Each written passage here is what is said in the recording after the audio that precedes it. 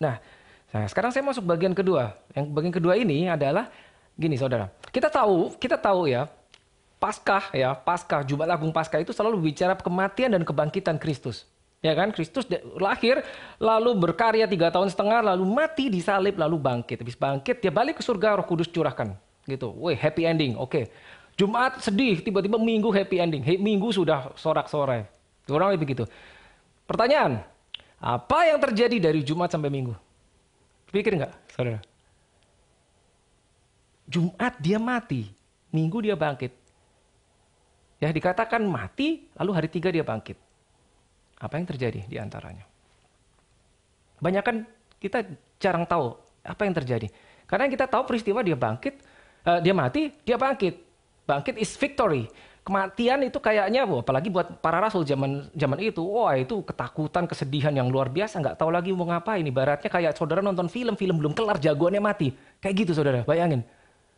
Nah, ya, bersama Yesus 3,5 tahun, tiba-tiba dia bilang, oke, guys, I gotta go. Saya harus pergi. Lu gimana, mau kemana Yesus? Enggak, saya harus mati. Nah, saudara bisa bayangkan kalau saudara jadi salah satu rasul, rasanya kayak apa? Rasanya kayak apa? Ditinggalin gurunya, kayak kocar kacir nggak karuan. Lari semuanya, lari. Dia bangkit lagi Minggu. Victorious, kemenangan. Tapi yang terjadi apa sebetulnya? From the cross to the grave, dari grave naik atas bumi, and then to the throne. Apa yang terjadi yang di bawah itu nggak kelihatan. Nah, itu terjadi sesuatu, saudara. Revelation 1, ya, kitab Wahyu 1, 17, 18. Oke, ini ada bahasa Indonesia. Saya akan baca bahasa Indonesia. Wahyu 1, 17, 18. Oke, ketika aku melihat dia, ini Yohanes di Pulau Patmos. Waktu dia mendapat revelation dari Tuhan sendiri. Ketika aku melihat dia, tersungkurlah aku di depan kakinya. Kaki Kristus. Sama seperti yang orang mati. Tetapi ia meletakkan tangan kanannya di atasku lalu berkata, jangan takut, aku adalah yang awal dan yang akhir. Nah, yang berikutnya. Dan yang hidup, aku telah mati, namun lihatlah, aku hidup sampai selama-lamanya dan aku memegang segala, apa saudara? Kunci maut dan kerajaan maut. Aku memegang kunci maut. Pertanyaannya, dapat dari mana kuncinya? Duh, kita tahu maut itu, ya, itu ada di dalam areanya siapa? Maut, kematian. The devil. Lah ini kok Yesus bilang aku pegang kuncinya? Kapan dia bisa pegang? Dari mana? Apa dikasihin? Pernah kepikir gak? Oke, kita lanjut ya saudara. Nah, Efesus 4 ayat 8 sampai 9. Oke, ini versi bahasa Indonesia. Itulah sebabnya kata Nas, tatkala ia naik ke tempat tinggi, ia membawa tawanan-tawanan. Ia memberikan pemberian-pemberian kepada manusia. Apa itu tawanan-tawanan? Itu orang-orang yang mati dari zaman Adam sampai zaman Yesus. Karena mereka di luar Yesus, masih dalam arti belum lahir baru. Tawanan itu tertawan di bawah. Ya, di dunia bawah ya.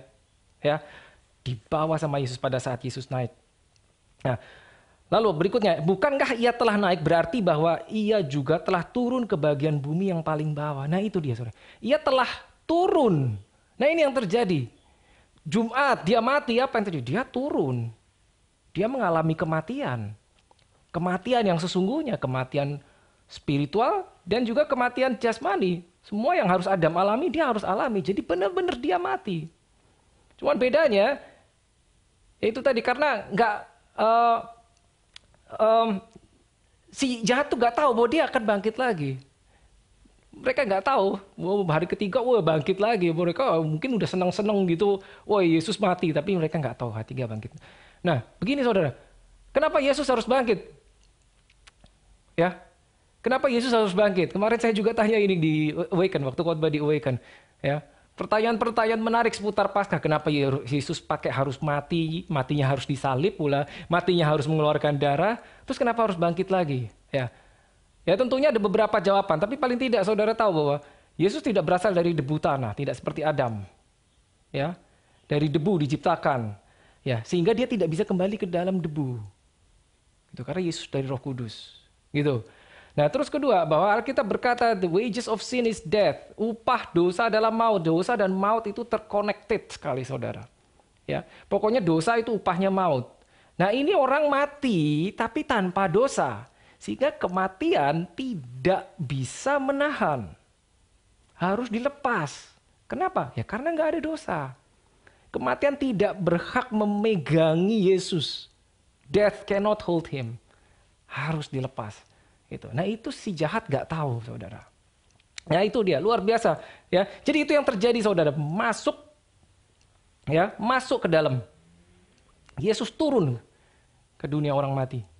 Turun. Mati dulu, benar-benar mati. Begitu bangkit, dan dia ambil kuncinya. Dia nggak cuma bangkit bawa tawanan. Makanya tadi dibilang, aku memegang kunci maut. Ya, tadi kan sudah di ayat sebelumnya kita udah belajar ya. Ya, dia itu megang kunci maut. Ya, kunci itu dapat dari mana? Dari bawah waktu dia turun mati itu. Nah itu yang terjadi. Antara Jumat sampai Minggu, it's amazing. Itu yang terjadi. Makanya dia ambil, dia kerebut kunci maut. Sekarang dia bilang, aku punya loh kuncinya. Gitu loh. Kunci ini udah bukan dipegang si jahat, udah aku yang pegang. Bayangkan saudara.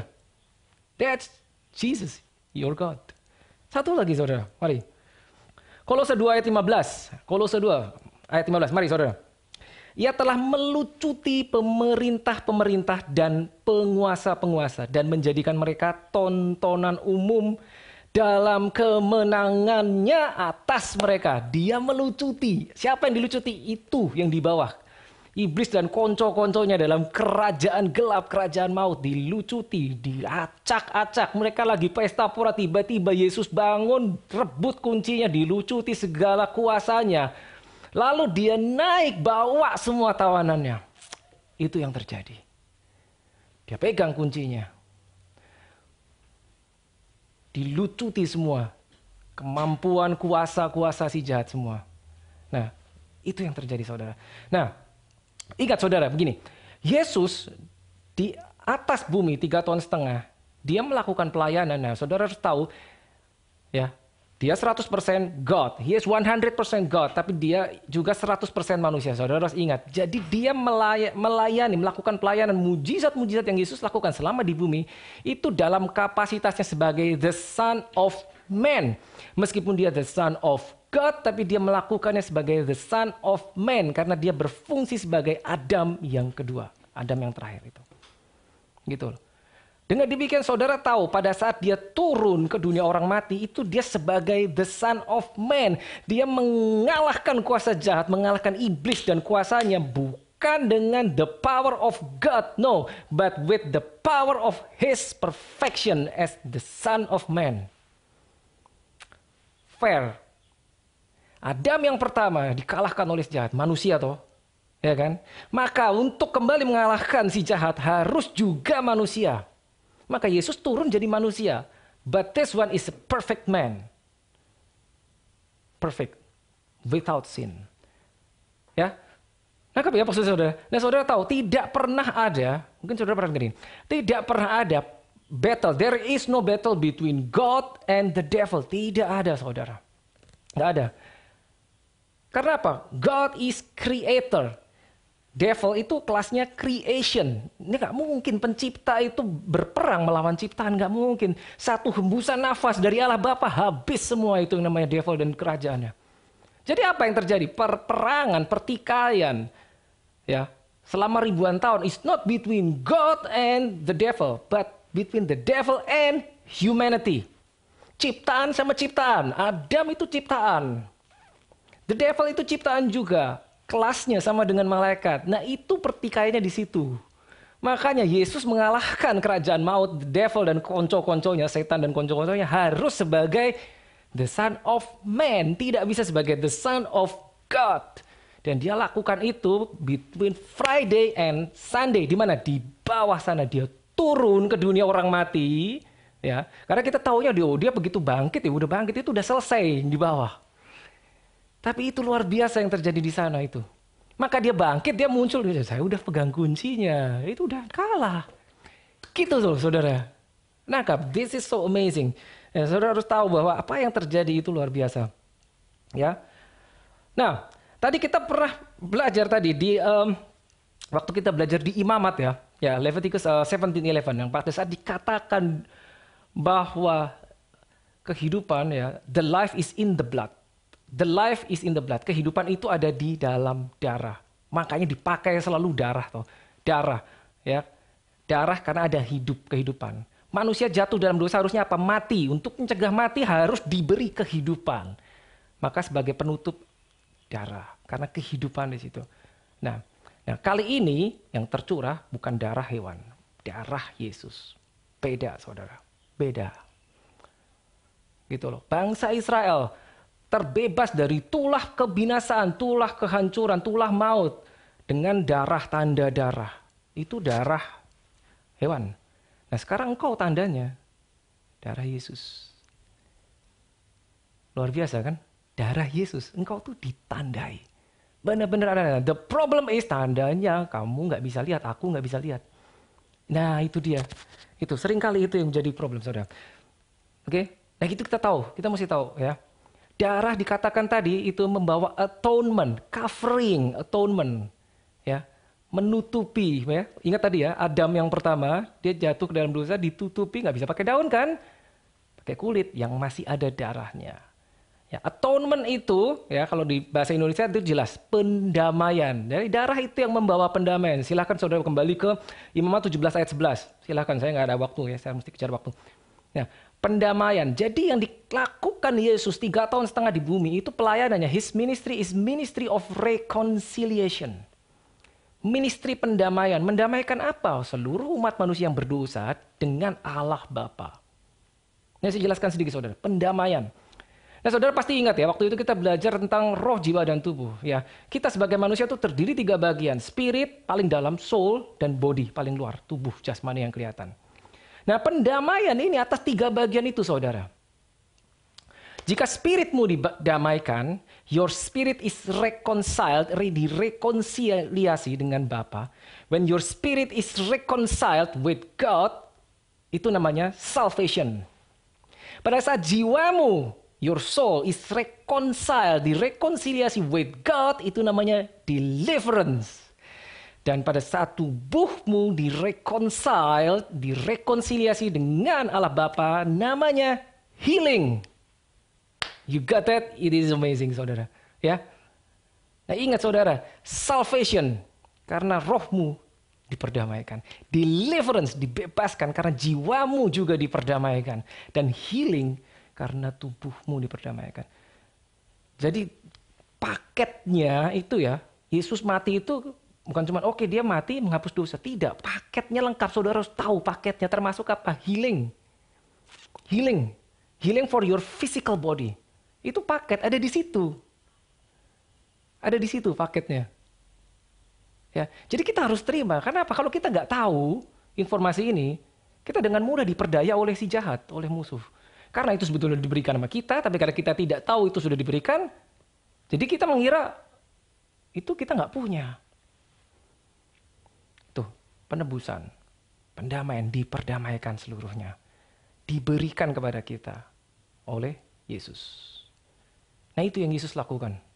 Ya. Satu lagi saudara, Yesus mati ya itu bukan cuma menanggung dosa-dosanya dikasihin dia, tidak. Dia menjadi dosa. Alkitab mengatakan he was made sin, sin kata kerja ya, bukan sin kata sin kata benda, bukan sin kata kerja, sinful action, bukan. Dia menjadi dosa. Bukan cuma menanggung dosa, saya nggak tahu ini bisa dipahami apa, hopefully, I believe. Bukan cuma menanggung dosa, tapi menjadi dosa. Dia menjadi dosa sehingga dia dihukum karena hukuman itu atas dosa. Dia dibuat menjadi dosa, jadi dia menanggungnya. Keseluruhan dosa semua umat manusia. Kadang orang susah paham, loh itu kan sudah di masa lalu gitu. Makanya tadi saya sudah jelaskan, dia tuh di luar waktu. Bahkan sebelum kau lahir, perbuatan-perbuatan buruk kita itu sudah ditebus sebelum kita lahir. Kok bisa? Bisa, karena dia he is eternity, di luar. Dia bisa di belakang, bisa di sini, bisa di masa depan. Ya, kita mesti paham seperti itu, saudara. Ya, jadi sekarang begini, pas saat saudara melihat gambar ini, oke, saudara lihat gambar ini, orang di atas salib ini, lihat.